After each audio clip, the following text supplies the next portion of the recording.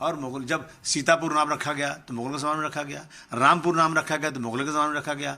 तो ऐसा तो नहीं हुआ कि मुगलों ने नाम बदल दिया, अब आप आए थोड़े दिन से आप सब नाम बदल रहे हैं। इस महाराष्ट्र में 2-3 ही नाम है खाली, एक औरंगाबाद, दूसरा जो है अहमदनगर, तीसरा उस्मानाबाद, तीनों नाम बदल दिया आपने। अब महाराष्ट्र एक मुगल सराय था नाम स्टेशन का, वो बदल दिया, हमें कोई एतराज़ नहीं, बदली, मेजॉरिटी आपकी है। अगर मेजॉरिटी के बेस पर फैसला होने लग गया तो मतलब माइनॉरिटी ख़त्म, फिर तो संविधान का कोई मतलब नहीं होता है।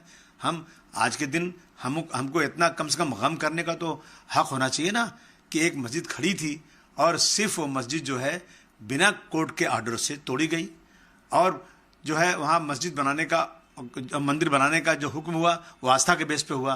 तो कम से कम आज के दिन हम उसको याद तो करें।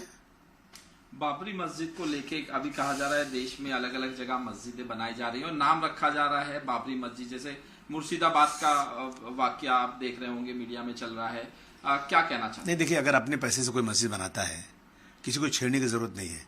इस देश का कानून है कि आप मस्जिद बनाइए, परमिशन लेकर बनाइए, बनाने दीजिए। मैं इसको जो है ना, इसको राजनीतिक मुद्दा बना करके हिंदू मुसलमानों के अंदर कोई इस दरार पैदा करने की बात नहीं होना चाहिए। जब बीजेपी के नेताओं से पूछा गया कि बाबरी मस्जिद नाम रखा जा रहा है तो बोले कुछ भी नाम रखे, जरूरी है बाबरी मस्जिद नाम रखना, ये इससे हिंदुओं को चिढ़ाया जा रहा है, इस तरह से बयान। नहीं, देखिए, हिंदुओं को चिढ़ाया, मुसलमानों को नहीं चिढ़ाया गया। क्या मुसलमानों को चिढ़ाया गया? तो जब वहाँ पे मंदिर को तोड़ के मस्जिद बनी ही नहीं तो फिर ये इशू नहीं उठना चाहिए था।